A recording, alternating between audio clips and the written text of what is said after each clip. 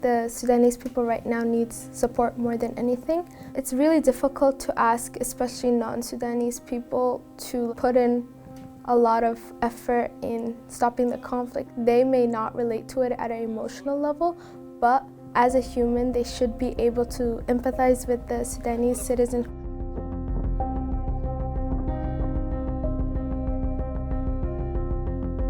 I've been mostly feeling really overwhelmed and scared and anxious.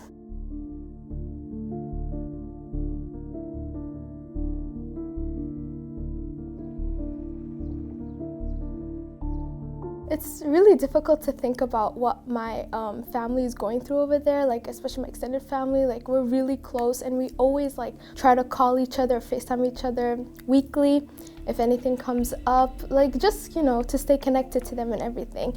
And we've been cut off from them for like 2 weeks now because of the Wi-Fi and the internet connection is down. A lot of basic resources is also like hard for them to access. Because of the conflict and the fact that there is a lot of the gunfire happening just out in the streets, any innocent civilian can be caught in the crossfire. That is actually what's preventing a lot of people from leaving their homes. Either they risk starving inside their homes because they can't get access to food or water, or they risk of getting shot and killed outside on the street.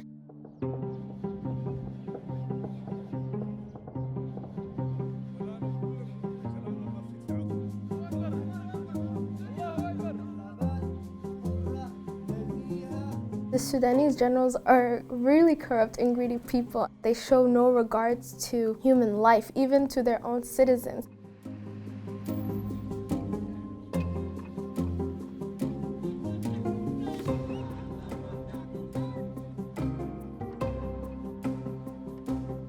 When the 2019 revolution happened, it opened up doors and opportunities for a brighter future for the country. There was so much hope, especially like among the youth of Sudan, not only living in Sudan, but those abroad who are in touch with what's going on there, that there's a possibility that we can like rebuild the country and make it a safe, secure environment.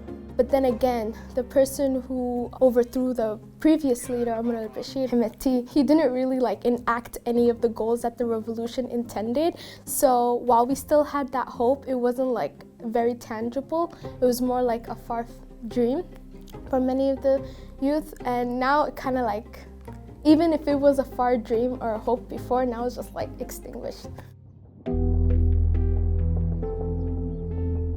The Sudanese people right now needs support more than anything. It's really difficult to ask, especially non-Sudanese people, to put in a lot of effort in stopping the conflict, because I do understand that they may not relate to it at an emotional level, but as a human, they should be able to empathize with the Sudanese citizens who are currently living in Sudan.